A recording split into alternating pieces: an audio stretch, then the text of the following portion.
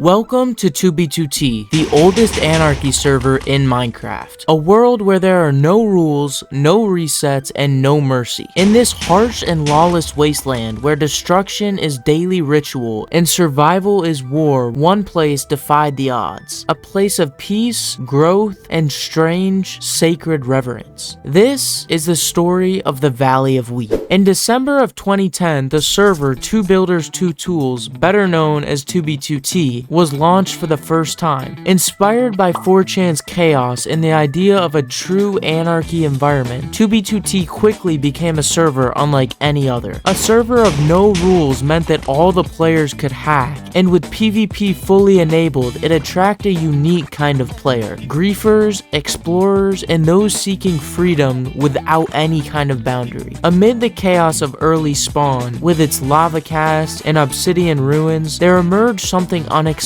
A simple farm. The exact date of the Valley of Wheat's inception is lost in time, but it's widely believed to have been started in mid to late 2011. It was located only about 1,000 to 1,500 blocks from spawn, dangerously close to the lawless epicenter of the server, and yet for some reason, it survived. The original valley was created by one of the early players, a player named Jaang. Jaang wasn't a streamer, a YouTuber, or even a PvP guy. He was a quiet, mostly anonymous player on the server, whose philosophy was the complete opposite of the norm on 2B2T. While others were duping gear and hunting players for sport, Jaang was focusing on building, particularly creating structures that served a purpose and encouraged interaction rather than dominance on the server. So in mid to late 2011, when spawn was already becoming dangerous and food was scarce, he wanted to make a source of food that new players could go to so they wouldn't die. This is why Jaang is credited as the first known and documented builder of the Valley of Wheat. By late 2011, the valley had become one of the most recognizable landmarks near spawn, a miracle of peace in a world of griefing. Signs began appearing everywhere around the valley, thank you notes, coordinate logs, sometimes even poetry. Players would pass through, harvest some wheat, and then replant, a rare act of cooperation on 2B2T. It became a tradition, and traditions, even on an anarchy server, can sometimes become stronger than any rule. As the server aged into 2012 and 2013, player bases became even more remote and the spawn region even more toxic. The Valley of Wheat, sitting on the edge of chaos, endured as a symbol of shared heritage. It was common for players to travel hundreds of blocks from spawn with nothing but a wooden sword, hoping to find refuge in the valley. Although the valley was griefed in small ways during this time, blocks were removed, wheat trampled, it was often repaired just as fast. Players would show up unannounced silently just to replant the fields and move on. No discords, no factions, just respect. JacktheRippa was one of these players, and around 2013, he began documenting his travels through 2B2T, including the Valley of Wheat. His screenshots and journals helped elevate the valley's status on the server, and he even rebuilt sections that had been damaged by lava casts or stomped during PvP battles. The size of the field continued to grow during this period. What started as a small rectangle of wheat became an enormous grid of crops stretching across multiple chunks. The valley became known as a place where you didn't PvP. If you attacked someone there, you were viewed as almost dishonorable. For a server where honor was a joke, it meant something there. As the valley matured over time, players began crafting monuments there, not for power,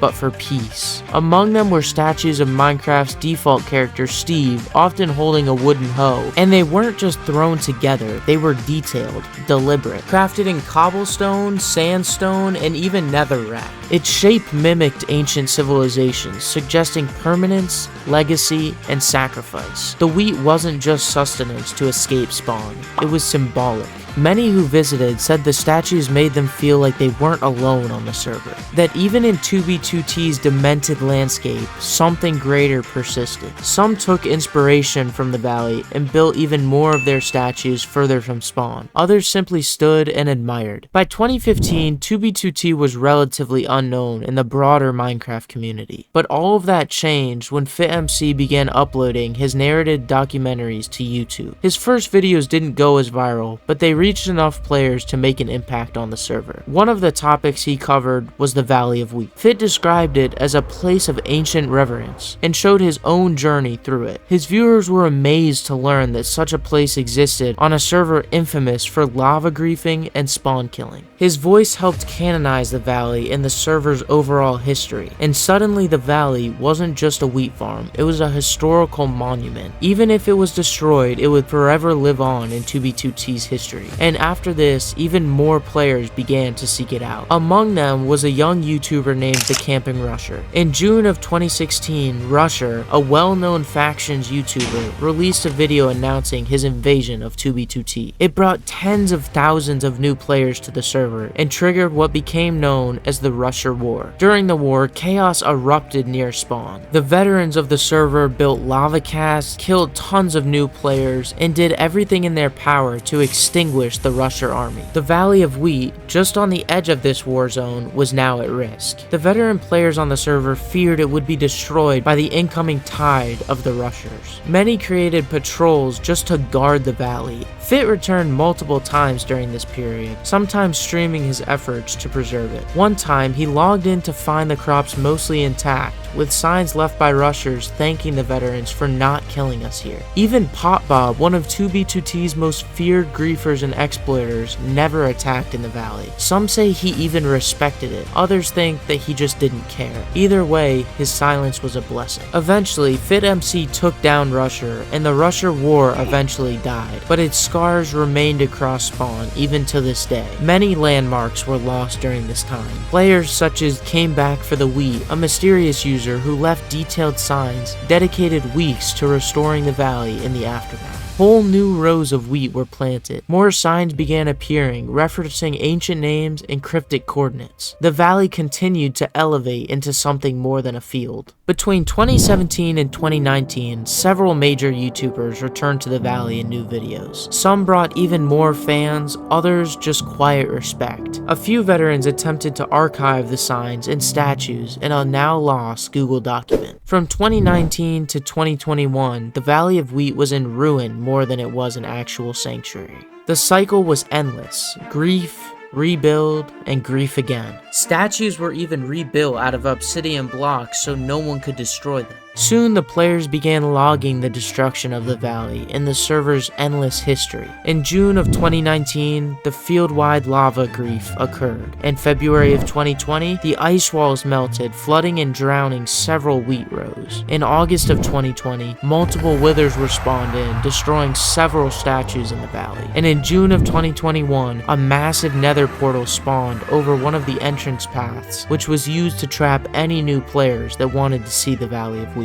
Each time something was destroyed in the valley, defenders acted. It was repaired countless times throughout its history, and in June of 2022, a collective called the Luminous Sandclave launched a full restoration. 3 days of rebuilding statues, signs, and tons of wheat rows. Once they finished, they posted screenshots with the valley restored. Unfortunately for them, bragging about finishing a base on an anarchy server is never a good idea, and that night, it was annihilated. Using TNT duping, portal lag machines, and withers, a coordinated group erased everything. The soil turned to obsidian, the statues vaporized, the valley flattened. As of today, the Valley of Wheat doesn't exist in-game. The coordinates still circulate, but travelers report nothing but scorched stone and bedrock. Occasionally, a lone wheat block is found, placed ironically by someone who remembers, but the valley endures in legend. Players today speak of it like a dream, a miracle that lived for years in the most violent server ever made. It inspires poems, documentaries, journals, and respect in a place that respects nothing. It's discussed on Reddit, honored on YouTube, and rebuilt in memory on local SMPs. Players like Jaang, Offtopia, and FitMC preserved its image on the server until the end. It was never protected by plugins or any kind of rules, only belief.